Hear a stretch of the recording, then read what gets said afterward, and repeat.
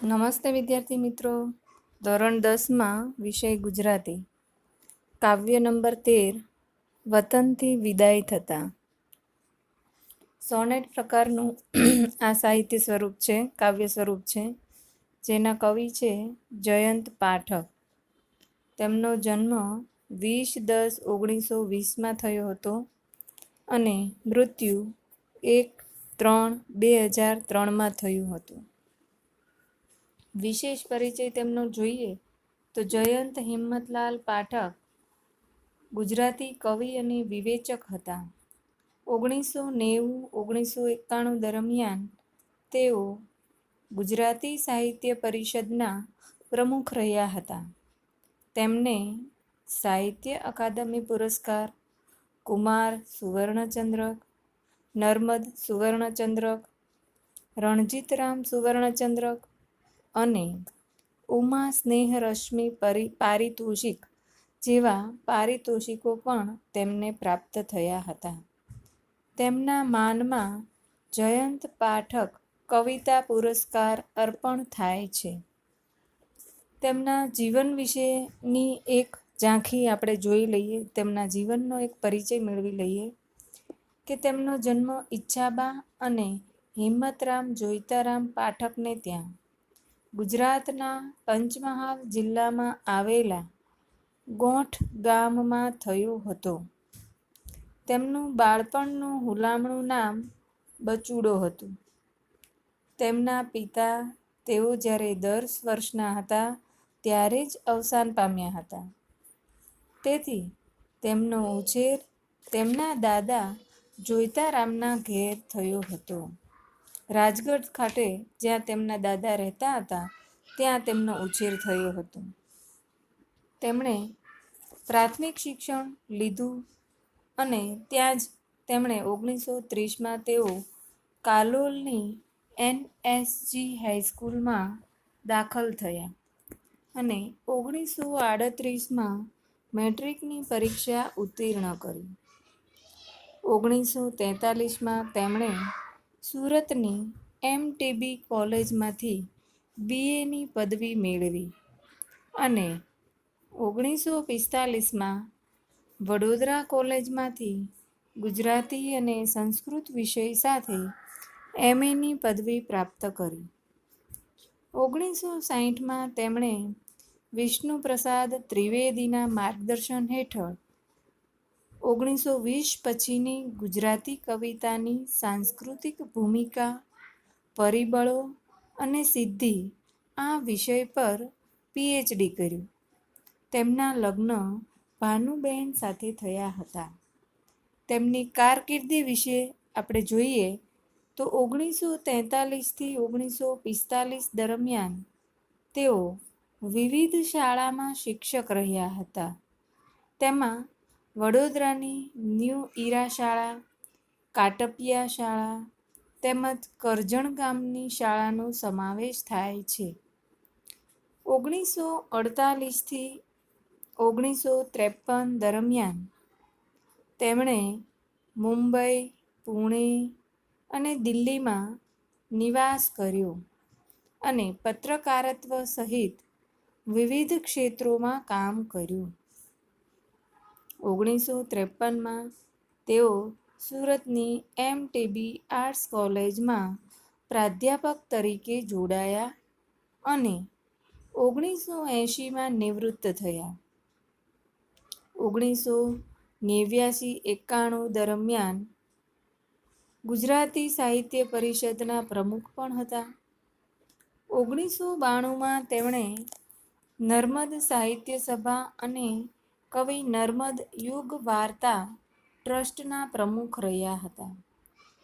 તેમનું સાહિત્ય ગુર્જર મિત્ર, લોકસત્તા, કુમાર, બુદ્ધિપ્રકાશ ગ્રંથ, વિશ્વમાનવ, કવિતા અને કવિલોક જેવા સામયિકોમાં પ્રગટ થતું હતું. આ બધા જ જે નામ છે એ એક મેગેઝિન સામયિકોના નામ છે.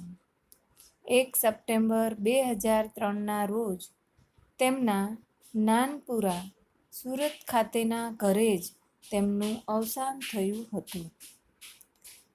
તેમણે જે કંઈ સાહિત્ય સર્જન કર્યું છે તેમની એક ઝાંખી આપણે જોઈ લઈએ. તો જયંત પાઠકનો જન્મ પંચમહાલ વિસ્તારમાં થયો હતો, જે આદિવાસી વિસ્તાર છે. વાતાવરણની તેમની કવિતા પર ગાઢ અસર હતી.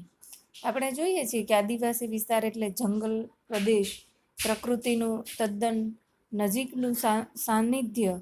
તો એ પ્રકૃતિના સાનિધ્યની અસર પણ તેમની કવિતાઓમાં જોવા મળે છે. એટલે કે એમનું જે સાહિત્ય સર્જન છે એ પ્રકૃતિના વર્ણન સાથે જોડાયેલું છે. તેઓ જ્યારે યુવાન હતા ત્યારે તેમના પિતરાએ કવિ ઉષ્ણસનું નામ પણ કવિતા ક્ષેત્રમાં ખૂબ જાણીતું છે. એ એમના પિતરાઈ ભાઈ હતા. અને પછી તેમના શાળાના શિક્ષક પ્રાણશંકર ભટ્ટ તેમની કવિતાઓ પર પડી છે, ઊંડી અસર છોડી ગઈ હતી. કવિ ઉમાશંકર જોશી અને સુંદરમ પાસેથી પણ તેમણે પ્રેરણા લીધી હતી. મરમર 1954માં પ્રકાશિત થયેલો તેમનો પ્રથમ કાવ્ય સંગ્રહ છે.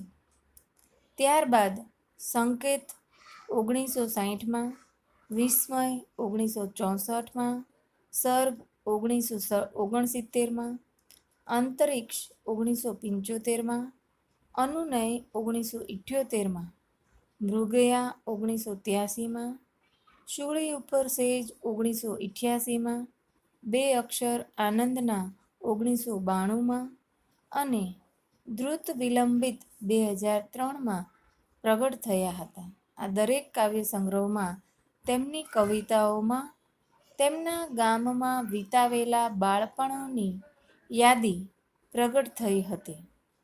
કારણ કે શહેરી જીવન તેમને બેચેનીનો અનુભવ કરાવતું હતું. તેમનો કાવ્ય સંગ્રહ અનુનય ભાષાંતર 1993માં બ્રજેન્દ્ર ત્રિપાઠી દ્વારા કરવામાં આવ્યું હતું. તેમના વિવેચન સર્જનમાં આધુનિક કવિતાના પ્રવાહ 1963, આલોક 1966, ટૂંકી વાર્તા સ્વરૂપ અને સાહિત્ય 1968, ઝવેરચંદ મેઘાણી જીવન અને સાહિત્ય 1968, રામનારાયણ વિશ્વનાથ પાઠક 1970, કાવ્યલોક 1974, અર્થાર્થ 1997 અને ટૂંકી વાર્તા અને બીજા લેખો 2000નો સમાવેશ થાય છે. તેમને જે કંઈ સન્માન પ્રાપ્ત થયું છે 1957માં કુમાર સુવર્ણચંદ્રક, 1964માં નર્મદ સુવર્ણચંદ્રક વનાંચલ નામના એમની કૃતિ માટે મળેલું, 1974માં સોવિયેટ નેહરુ એવોર્ડ, 1980માં સાહિત્ય અકાદમી પુરસ્કાર અનુનય માટે, 1982-83 ઉમા સ્નેહરશ્મિ પારિતોષિક મૃગયા માટે, ધનજી કાનજી સુવર્ણચંદ્રક શૂળ ઉપર સેજ માટે, 2003માં નરસિંહ મહેતા એવોર્ડ. આ રીતે એવોર્ડ પ્રાપ્ત થયેલા. જયંત પાઠક કવિતા પુરસ્કાર તેમના માનમાં અપાય છે. 2001માં તેમને પ્રેમચંદ સુવર્ણચંદ્રક રઘુવીર ચૌધરીની સાથે પ્રાપ્ત થયો હતો.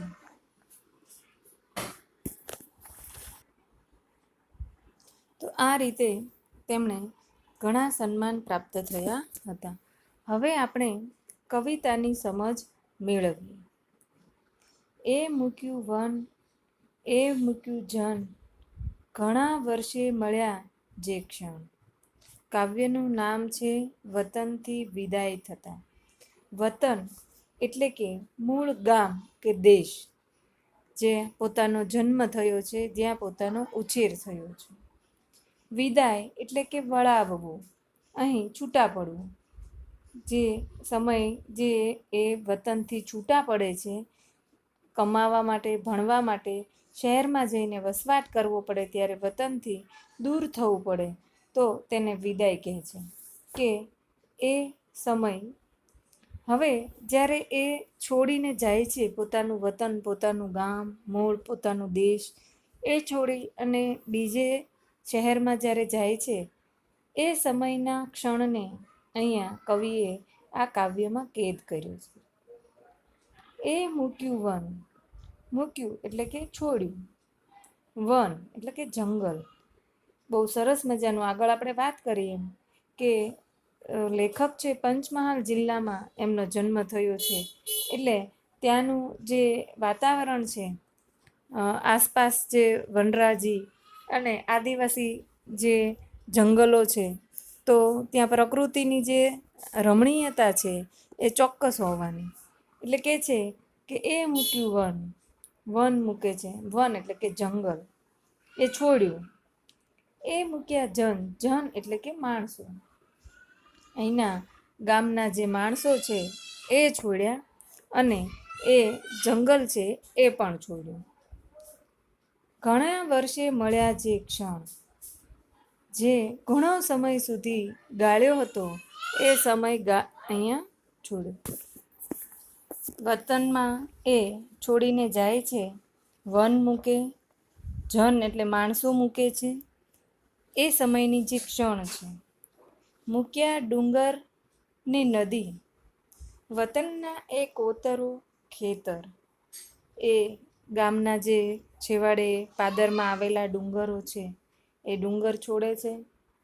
ગામને કિનારે પાદરે આવેલી નદી છોડે છે અને વતનમાં આવેલા એ કોતર, કોતર એટલે કે જમીન કે પર્વતમાં ઊંડો પહોળો ખાડો, તો એ કોતરોને મૂકે છે અને એ ખેતરોને પણ છોડે છે.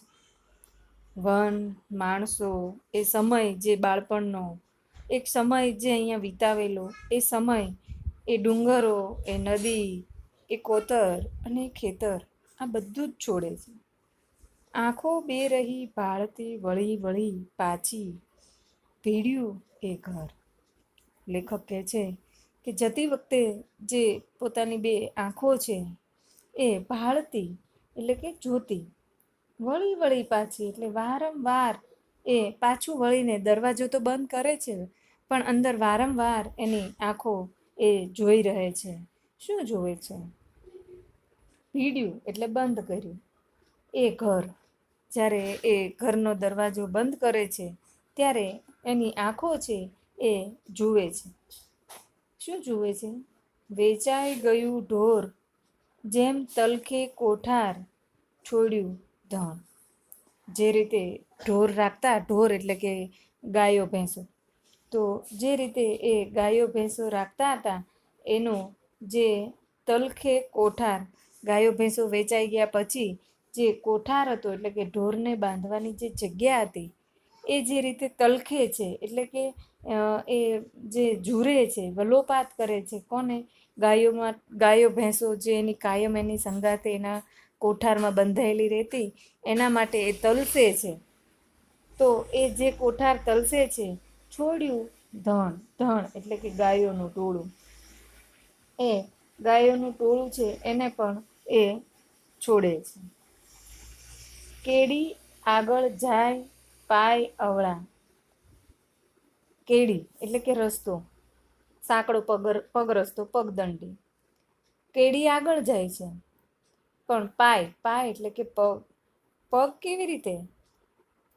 પાય અવળા કેમે કરી ઉપડે. પગ છે એ વાંકા ચૂકા, એ આડા અવળા એ આગળ વધતા નથી, પગ ભારે થઈ જાય છે. એને વેદના અહીંયા આપણને આ પંક્તિમાં દેખાય છે કે કેડી તો સીધે સીધી આગળ રસ્તામાં ચાલી જતી દેખાય છે પણ એની પર ચાલનાર જે વ્યક્તિ છે એના પગ છે એ ભારે થઈ જાય છે, એ પગ એના ઉપડી શકતા નથી.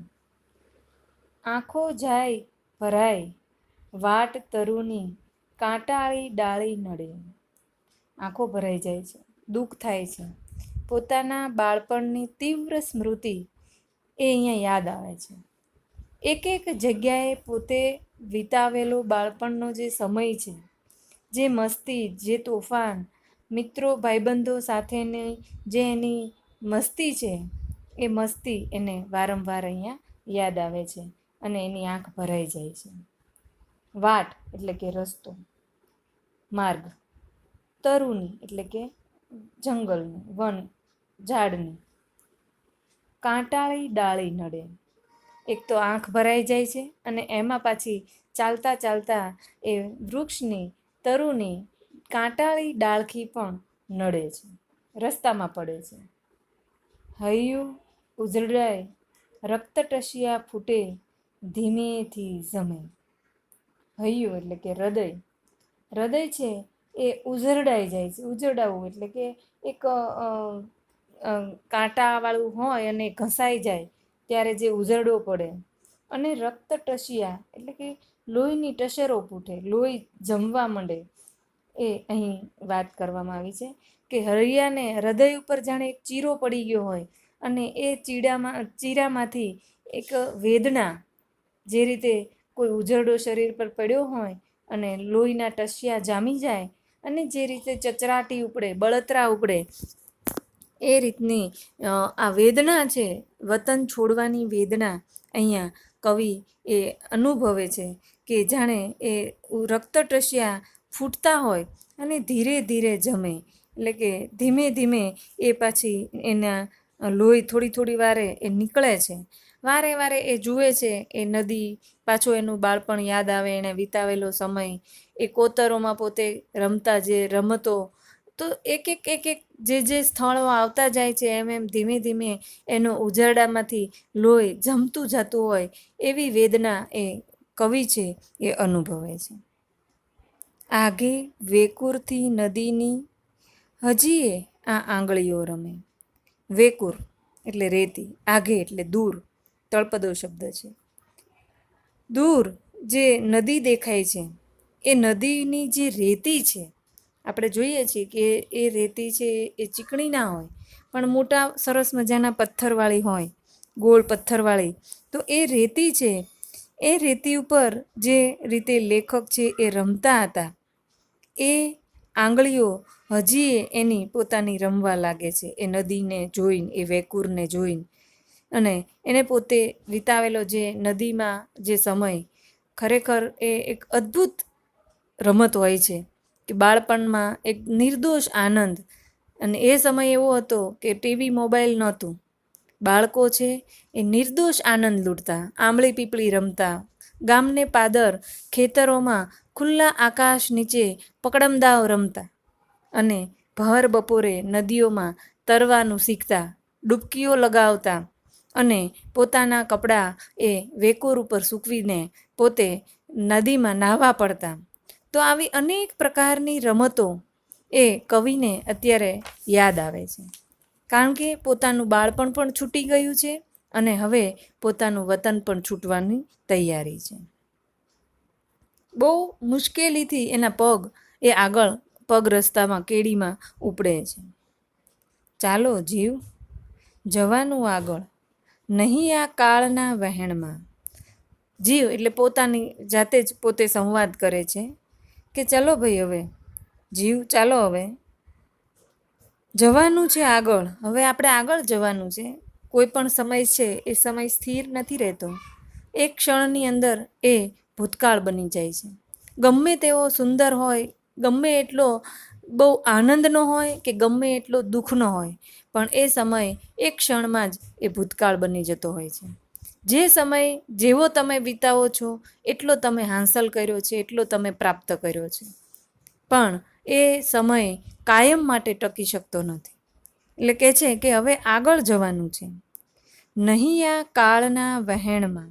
આ કાળ એટલે કે આ જે સમય છે એ સમયનો જે વહેણ છે, એટલે કે એની જે વિરુદ્ધ એ વહેણ છે, એટલે કે પ્રવાહ. આ સમયના પ્રવાહમાં જવાનું નથી. પાછા ઉપરવાસ શક્ય વહવું.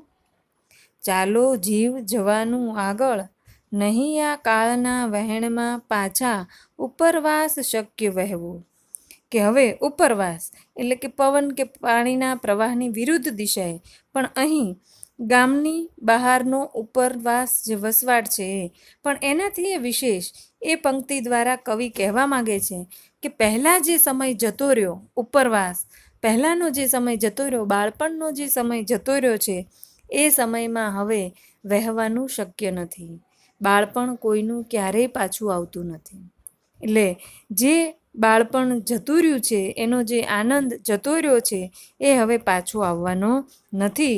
હવે શક્ય નથી એ ઉપરવાસમાં પાછું વહેણ બદલવું, એ પ્રવાહમાં પાછું જવું એ શક્ય નથી. પાણી લૂછો નૈણના. લૂછો એટલે કે સાફ કરો. જે આંખમાં જળજળી આવી ગયા હતા એ સાફ કરો હવે. નૈણ એટલે કે આંખના. ભારો લઈ ભૂતનો શિરે. ભારો સમૂહવાચક સંજ્ઞા છે. ભારો એટલે કે લાકડીઓની એક ગઠ્ઠરી. લય એટલે કે લઈ. ભૂતનો એટલે ભૂત એટલે કોઈ ભૂત પલિતની વાત નથી, ભૂતકાળની વાત છે. અત્યારે લેખક પોતાના વીતી ગયેલો જે સમય ભૂતકાળ છે એને યાદ કરે છે અને એના કારણે એ શોક અનુભવે છે. જ્યારે ભૂતકાળની દુઃખદ વાતો યાદ કરીએ ત્યારે હંમેશા આપણું વર્તમાન છે એ પણ શોકમગ્ન અને ભારવાળો બની જતો હોય છે. એટલે કે આ ભૂતકાળનો જે ભાર છે એને હવે માથા, શિરે એટલે કે માથા ઉપરથી, મસ્તક પરથી ઉતારો. શિર સમાનાર્થી શબ્દ છે મસ્તક. ઉતારો. વણ પૂછે એટલે કે પૂછ્યા વગર. શબ્દ સમૂહ માટે એક શબ્દ છે પૂછ્યા વગર એટલે કે વણ પૂછે. શા વેઠિયા ચાલવું. પૂછ્યા વગર શા માટે. શા એટલે શા માટે. વેઠિયા એટલે કે વગરનો, મહેનતાણા વગર કામ કરનાર એવો નોકર. વેઠિયા ચાલવું શા માટે. આવા ભૂતકાળનો જે ભાર છે એ લઈને કોઈને પૂછ્યા વગર ચાલવાનું. સાથે શ્વાન. પૂરી થતા હદ. હવે એને પાછા જવું. શ્વાન સમાનાર્થી શબ્દ છે કૂતરો. દરેક કૂતરો તમે એનું નિરીક્ષણ કર્યું હશે તો એ પોતાની શેરીનો, એ પોતાના મહોલ્લાનો જ રાજા હશે. એને પણ બહુ ખબર પડે છે કે જ્યારે એનો મહોલ્લાની હદ પૂરી થાય છે તો ત્યાંથી એ પાછો વળી જાય છે. ત્યાંથી એ ભસવાનું બંધ કરે છે, કરડવાનું બંધ કરે છે, દોડવાનું બંધ કરે છે. એ પોતાની શેરીનો, પોતાના મહોલ્લાનો જ રાજા હોય છે. તો જે કૂતરો એની પાછળ પાછળ જાય છે, એની શેરીનો, એના ઘરની બાજુનો, તો એ પણ આ લેખક કવિને વળાવવા માટે એની પાછળ પાછળ ચાલ્યો આવે છે. પણ હવે ગામની હદ પૂરી થઈ છે. એ ગામનો કૂતરો છે. એટલે કહે છે કે હવે જ્યારે આ હદ પૂરી થશે, સીમા પૂરી થશે, ત્યારે એને હવે પાછા જવાનું છે. એ ક્યાં સુધી તારી કવિની પાછળ પાછળ આવ્યા કરશે? એને પાછા જવાનું છે. તો શા માટે આપણા ભૂતકાળના ભારાને પણ આપણે નીચે ના મૂકી દઈએ, એને પણ ના હવે ઉતારી દઈએ? દરેક માણસે પોતાના વર્તમાનમાં જીવવાનું છે, ભૂતકાળના ભારને લઈને નહીં.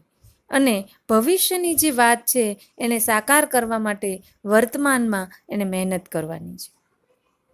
આઘે ખેતર જોઉં. બે કર કરી ઊંચા મને વારતી, એ મારી ભ્રમણા. રિસાળ શિશુને બોલાવતી બા હતી. એક સુંદર મજાનું વાત અહીંયા પૂરી કરી છે. એક ચોટદાર પંક્તિ જેને કહીએ. આઘે એટલે કે દૂર. આઘે દૂર ખેતરમાં જ્યારે જુએ છે ત્યારે કવિને ભાસ થાય છે. ભ્રમણા એટલે કે ભાસ થવો, શંકા જવી, ભ્રાંતિ થવી. કેવી ભ્રાંતિ થાય છે કે ખેતર વચ્ચેથી જાણે બે કર એટલે કે હાથ, સમાનાર્થી શબ્દ છે. કર એટલે કે હાથ. બે હાથ ઊંચા થાય છે અને મને વારતી એટલે કે રોકે છે. કવિ જે વતન છોડીને જાય છે એને ખેતરમાંથી કોઈ બે હાથ ઊંચા કરી અને રોકતું હોય એવી ભ્રાંતિ, એવો ભાસ કવિને થાય છે. કેવી રીતે? જેવી રીતે રિસાળ શિશુને બોલાવતી બા હતી. એક મીઠો ઝઘડો થયો હોય અને બાળક રિસાઈ ગયું હોય. રિસાળ એટલે કે રિસાયેલું, રિસાઈ ગયું હોય. શિશુ એટલે કે બાળક. તો જે બાળકમાંથી રિસાઈ ગયું હોય અને માં પછી એને મનાવવા માટે જે રીતે બે હાથ લાંબા કરી અને એને બોલાવે છે, એને વહાલ બતાવે છે, એવી રીતે એ બે હાથ ઊંચા કરી અને જાણે લેખકને એ વતનની જમીન, એ વતનની ભૂમિ, એ માતૃભૂમિ એને સાદ કરતી હોય, બોલાવતી હોય, એને વારતી હોય, વહાલ કરતી હોય એવો ભાસ આ કવિને થાય છે. એટલે કે છે, એ મૂક્યું વન એ મૂક્યા જન, ઘણે વર્ષે મળ્યા જે ક્ષણ, મૂક્યા ડુંગર ને નદી, વતનના એ કોતરો ખેતર, આંખો બે રહી ભાળતી, વળી વળી પાછી ભીડ્યું એ ઘર, વેચાઈ ગયું ઢોર, જેમ તલખે કોઠાર, છોડ્યું ધણ. કેડી આગળ જાય પાય અવળા, કેમે કરી ઉપડે, આંખો જાય ભરાય વાટ, તરુની કાંટાળી ડાળી નડે, હૈયું ઉઝરડાય, રક્ત ટસિયા ફૂટે ધીમેથી, જમે આઘે વેકુરથી, નદીની હજીએ આ આંગળીઓ રમે. ચાલો જીવ જવાનું આગળ, નહીં આ કાળના વહેણમાં પાછા ઉપરવાસ શક્ય વહેવું, પાણી લૂછો નૈણના, ભારો લઈ ભૂતનો શિરે, વણ પૂછે શા વેઠિયા ચાલવું, સાથે શ્વાન પૂરી થતા હદ, હવે એને પાછા જવું. આઘે ખેતર જો બે કર કરી ઊંચા, મને વારતી એ મારી ભ્રમણા, રિસાળ શિશુને બોલાવતી બા હતી.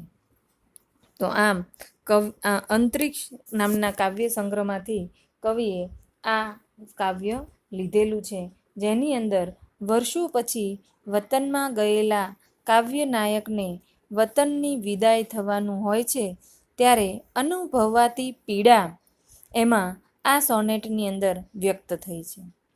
ઘણા વર્ષો પછી જે વન જન ખેતર કોતર ડુંગર નદી મળ્યા છે અને તેમને છોડવાની ક્ષણ આવી ગઈ છે. જેમ ઢોર વેચાઈ ગયા પછી પોતાના મૂળ ઘરને ઝંખતું હોય, એમ કવિ પોતાના મૂળ પરિવેશને ઝંખ્યા કરે છે. પગ ઉપડતા નથી. જેમ વહી ગયેલું પાણી પાછું આવતું નથી, તેમ વહી ગયેલો સમય પણ પાછો આવતો નથી. એક કૂતરો પણ થોડી વાર પાછળ આવીને હદ પૂરી થતાં પાછો વળી જાય છે. એ સ્વાભાવિકતા ભર્યું આલેખન પણ અહીંયા થયું છે. અને અંતે કાવ્યનાયકને ભ્રમ થાય છે કે જેમ બાળક રીસાય અને એની મા એને પાછું બોલાવતી હોય, એમ એને પણ મારી મા બોલાવે છે, પણ આ માત્ર ભ્રમ છે, હકીકત નહીં. આમ વતન વિચ્છેદને કારણે અનુભવાતી કરુણતાને ખૂબ સુંદર રીતે કવિએ આ સોનેટમાં મૂકી છે. આભાર.